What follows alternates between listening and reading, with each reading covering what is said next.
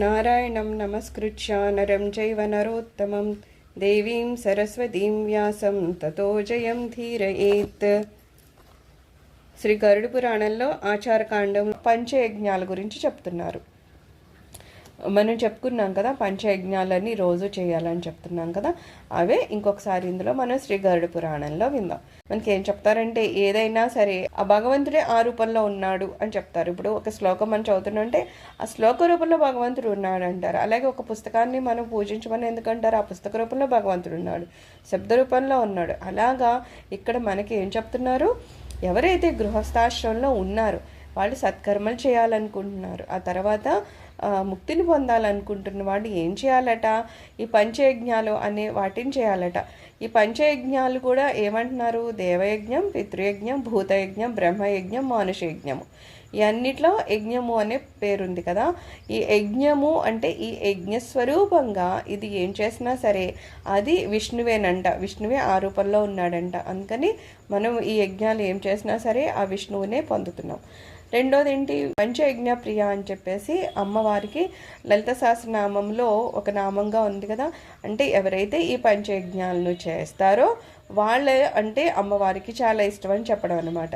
So అమ్మవారిని లేకపోతే అయ్యవారిని ఎవరినైనా సరే మనం పొందాలంటే మనం ఖచ్చితంగా ఈ పంచయజ్ఞాలని చేయాలన్నమాట.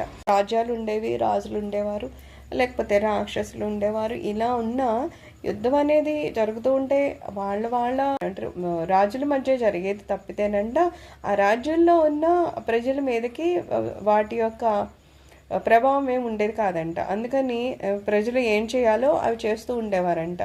కానీ ఇప్పుడు అలా లేదు కదా, రోజులు మారిపోయి ఇప్పుడు ఎక్కడ ఏ గొడవ వచ్చినా సరే అసలు ఇబ్బంది ఎవరు పడిపోతున్నారంటే ప్రజలకి ఇబ్బంది కలుగుతోంది కదా. సో ఇలాంటి లక్షణాలు అప్పుడు ఏం లేవంటున్నారు. మామూలుగా అయితే వేరే వేరే యుగాలలో చాలా ధర్మకార్యాలు జరుగుతూ ఉండేవి, జరగడానికి వీలు కూడా కుదిరేది. కానీ కలియుగంలో వీలు కుదరదు, జరగదు, జరగాలి అనే ఆలోచన కూడా మనుషులకి రాదు. అదే కలియుగం అంటే కదా. సో అలాగ చేయకుండా ఉంటారు. కానీ అలా అని వదలకూడదు అంటున్నారు. ఎవరైతే కాస్త మోక్షాన్ని ఆశిస్తారో, ఎవరైతే ధర్మ మార్గంలో నడవాలనుకుంటారో వాళ్ళు ఏం చేయాలంట? ఖచ్చితంగా ఈ 5 యజ్ఞాలని చేస్తూ ఉండాలంట. మనకి ఫస్ట్ది ఏం చెప్తున్నారు? దేవయజ్ఞం అంటున్నారు. అందులో వైశ్వదేవం వంటి దేవయజ్ఞాలంట. సరే ఇవన్నీ మాకు తెలియదు అంటే కూడా కనీసం ఆ దేవతల పేర్లైనా మనకు తెలుస్తుంది కదా.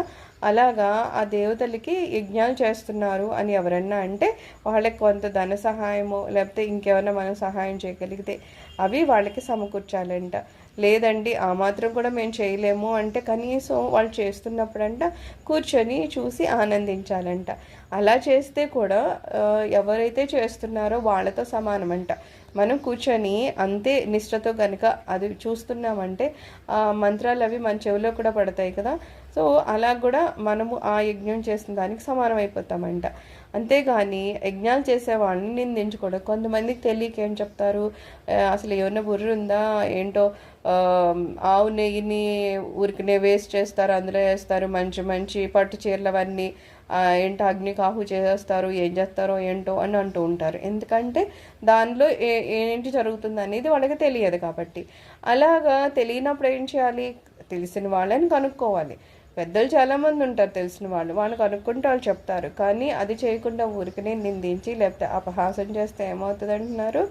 వాళ్ళకి చాలా మహాపాపం చుట్టుకుంటుందంట. దీనికి ఒక ఎగ్జాంపుల్ ఏం చెప్తున్నారు?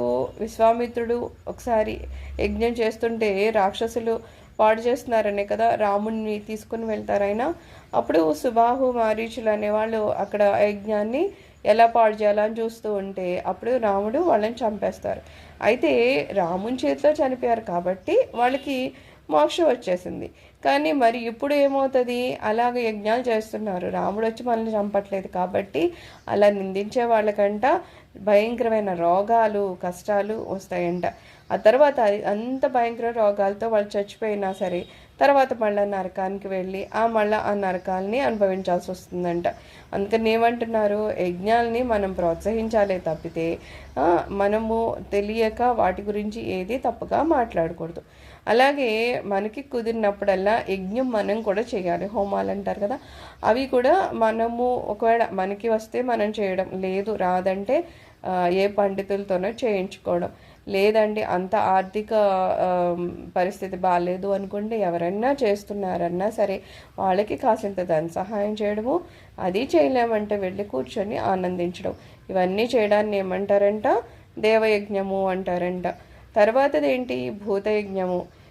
ఇక్కడ భూతము అంటే జీవరాశులు అనమాట. మిగిలిన వాటివన్నీ మనం ఒక్కడమే కదా, మనుషులు ఒక్కలే వంట చేసుకొని తింటారు. మిగిలినవన్నీ ఎక్కడన్నా ఏమన్నా దొరికితే తినడం, లేదు మనం వండినవి అక్కడ పెడితే అవి తినడం చేస్తూ ఉంటాయి.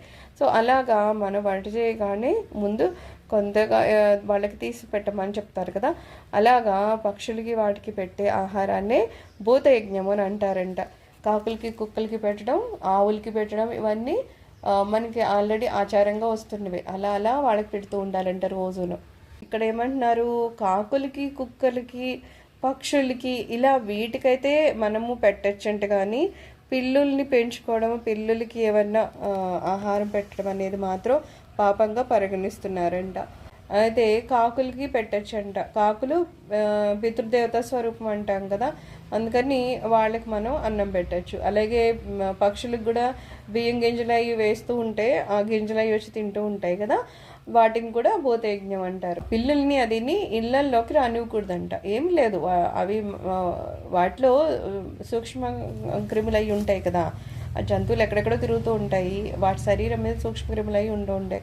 అవి మనకి ఇంట్లో వస్తే అది మనకి మంచి చేయవు కదా, అందుకని కొంచెం ఎవరైనా మరి బాగాలేదు, వాళ్ళు చెమటతో ఉన్నారు అలా అనుకుంటే కదా, ఏ భిక్షగాళ్ళలో కొంచెం అంత గదిగా లేరు అన్నప్పుడు ఏం చేయమంటున్నారు? వాళ్ళందరికీ బయట మనం అన్నం పెట్టచ్చట. ఎవరిని ఎక్కడ పెట్టాలో చూసుకోవాలి. వాటికి మనం భూతదయ అని వాటికి పెట్టాలి, కానీ ఎక్కడ పెడతాం? కొంచెం ఇంటి బయట పెడతాం అనమాట. అవి అక్కడ ఉండాలి. ఇంట్లోకి వచ్చేస్తే వాటి వెంట్రుకల వల్ల కానీ వాటి వలన వాటికి వచ్చే లాలాజలం, మలమూత్ర దేని వలనైనా సరే రోగాలు ఎక్కువ చేస్తాయి అనమాట మనకి. అందుకని అలా చేయకుండా చాలా జాగ్రత్తగా పెడితే మనకి పుణ్యము, పురుషార్థము, ఆరోగ్యం, ఆనందం అన్నీ వస్తాయంట. జీవరాశులకి భోజనం పెట్టడం భూతయజ్ఞం అవుతుంది.